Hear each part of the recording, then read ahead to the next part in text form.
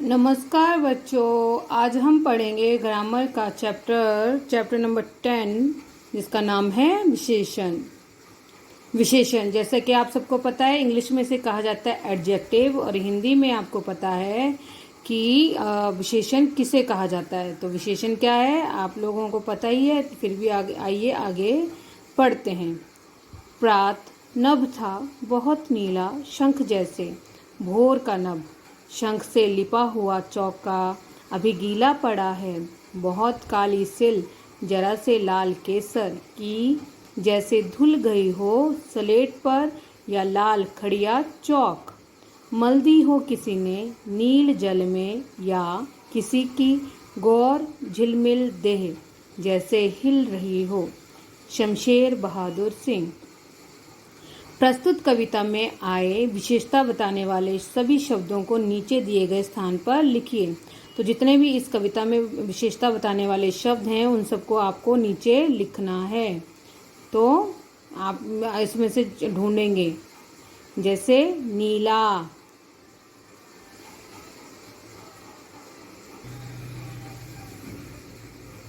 गीला, लिपा, लाल, फिर इसी तरह से और भी वहाँ पे बहुत सारे शब्द हैं, ये आपको ढूंढकर यहाँ पर लिखने हैं। झिलमिल आ गया, हिल आ गया, तो ये सारे विशेषण शब्द आपको ढूंढकर इन खाली स्थान पर लिखने हैं। अब चित्रों के नीचे दिए गए वाक्यों को पढ़िए। कच्ची झोंपड़ी में मत जाओ, गीले कपड़े तार पर मत डालो, गीले कपड़े तार पर डालो, 2 किलो गेहूं कम है।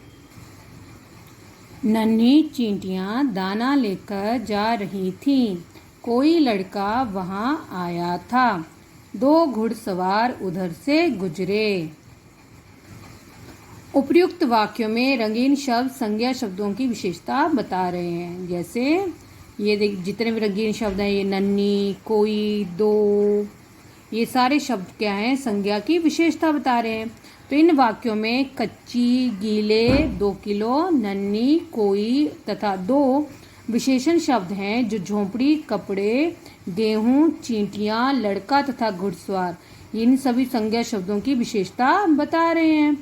ये शब्द संज्ञा शब्दों के रूप, गुण, आकार, मात्रा आदि की विशेषता का बोध करा रहे हैं। ये हमें बता रहे हैं कि उस संज्ञा शब्द का रूप, गुण, आकार, मात्रा कैसी है, इन सभी शब्दों की हमें विशेषता बता रहे हैं। इस प्रकार विशेषण क्या है, संज्ञा या सर्वनाम के रूप, गुण, संख्या, मात्रा, परिमाण आदि की विशेषता बताते हैं। ऐसे शब्द जो संज्ञा या सर्वनाम शब्दों के रूप, गुण, संख्या, मात्रा या परिमाण की विशेषता बताते हैं, उन्हें कहा जाता है विशेषण। तो विशेषण क्या है, ऐसे शब्द जो हमें संज्ञा या विशेषण शब्दों के रूप, गुण, संख्या, मात्रा या परिमाण आदि की विशेषता बताते हैं। संज्ञा अथवा सर्वनाम शब्दों की विशेषता बताने वाले शब्द विशेषण कहलाते हैं।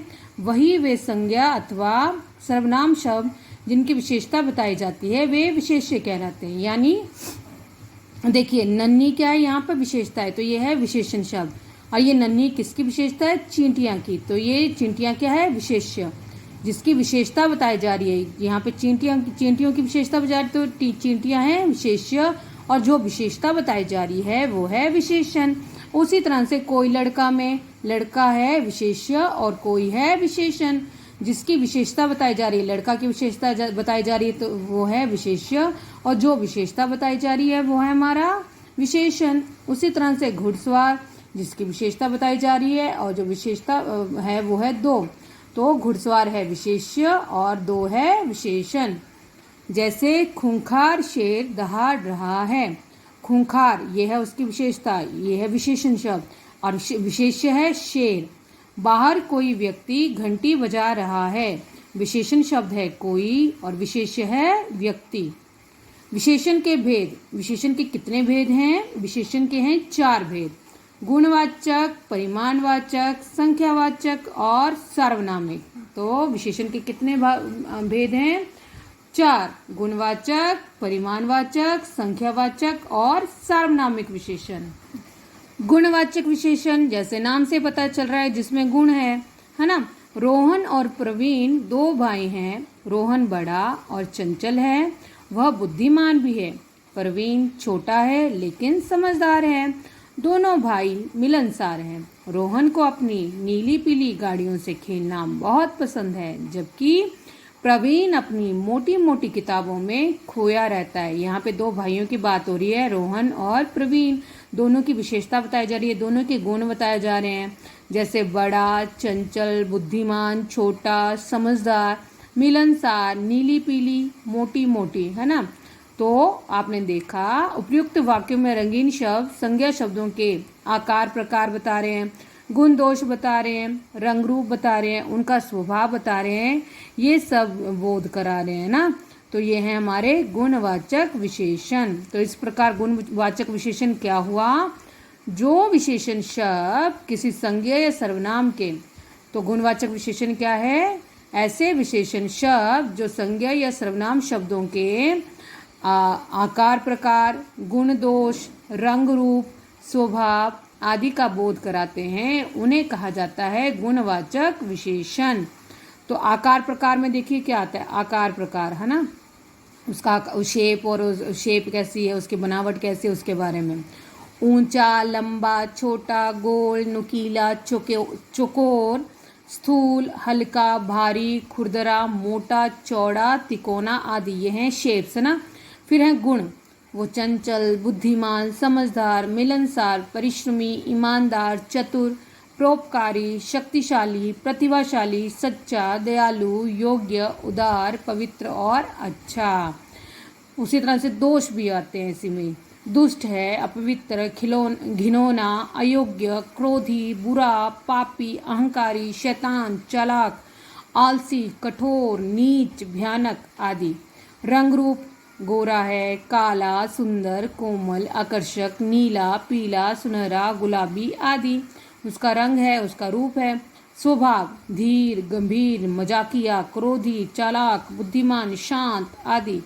अवस्था, अवस्था मतलब हमारी एज के पड़ाव, हमारी आयु के अलग अलग पड़ाव, बूढ़ा, ग्रामीण, बच्चा, रोगी, कमजोर, बलवान, युवा आदि।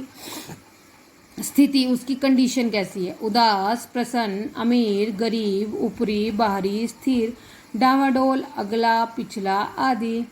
दिशा, उत्तरी है, पूर्वी, पश्चिमी, दक्षिणी आदि। स्थान, शहरी, जापानी, बाहरी, देशी, विदेशी, ग्रामीण आदि। स्वाद, कैसा स्वाद है, खट्टा, मीठा, तीखा, कड़वा, नमकीन, मधुर, फीका आदि। देशकाल, देशकाल देखिए, प्राचीन है, ऐतिहासिक, बंगाली, मद्रासी, आधुनिक, पंजाबी, भारतीय, विदेशी आदि। समय, दैनिक, साप्ताहिक, मासिक, वार्षिक, नवीन, प्राचीन, संध्याकालीन, प्रातःकालीन आदि। उदाहरण देखिए अभी हमें स्वच्छ वातावरण में रहना चाहिए, यह है गुणवाचक विशेषण।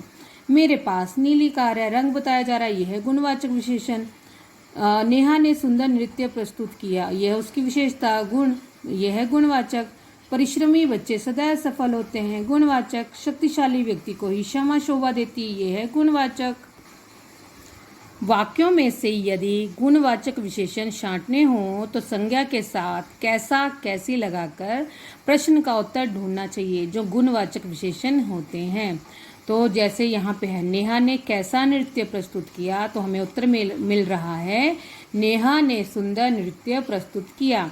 तो यदि हमें ये पहचान करनी हो कि ये गुणवाचक विशेषण है या नहीं, तो हम कैसा या कैसे ही लगाते हैं, और उसको लगाने के बाद यदि हमें उत्तर मिल जाए तो वो कहलाता है हमारा गुणवाचक विशेषण।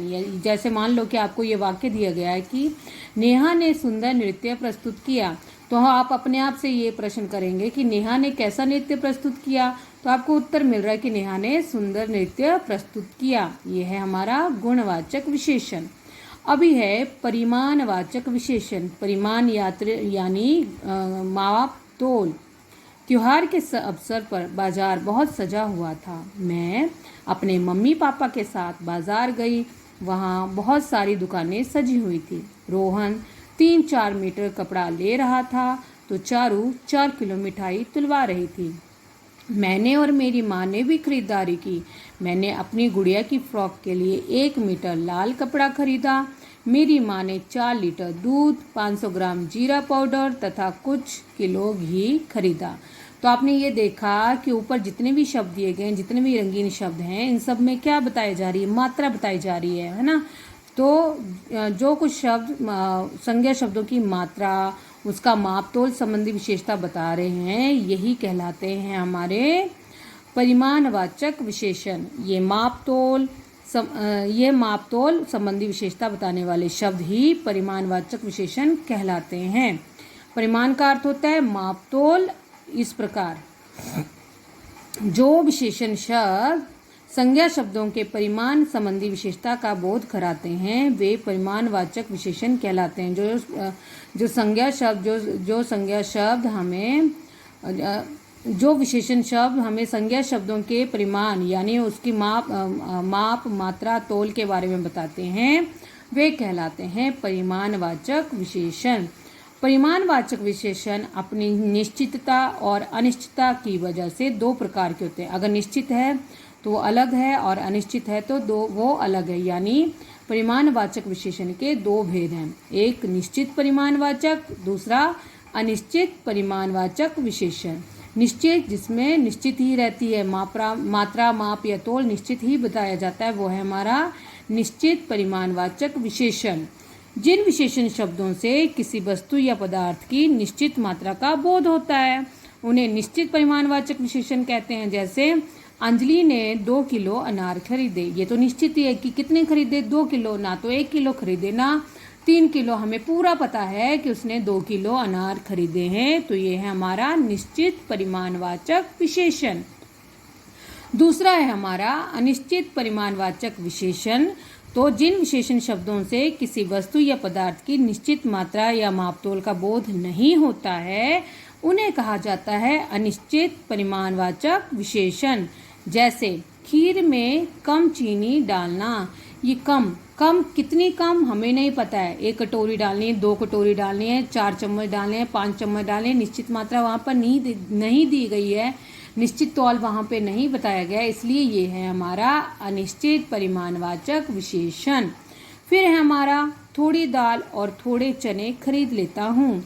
अब कितनी थोड़ी और कितने थोड़े चने ये पता ही नहीं है कि हमें कितनी थोड़ी दाल खरीदनी है या कितने थोड़े चने खरीदने हैं। निश्चित मात्रा वहाँ पर नहीं बताई गई है, जिस कारण यहाँ पर आएगा हमारा अनिश्चित परिमाणवाचक विशेषण। तो आज के लिए बस इतना ही। आज हमने अपने विशेषण के 2 भेदों के बारे में जाना। एक था हमारा गुणवाचक विशेषण और दूसरा था हमारा परिमाणवाचक विशेषण। कल हम पढ़ेंगे संख्यावाचक विशेषण के बारे में और सार्वनामिक विशेषण के बारे में। तब तक के लिए बाय।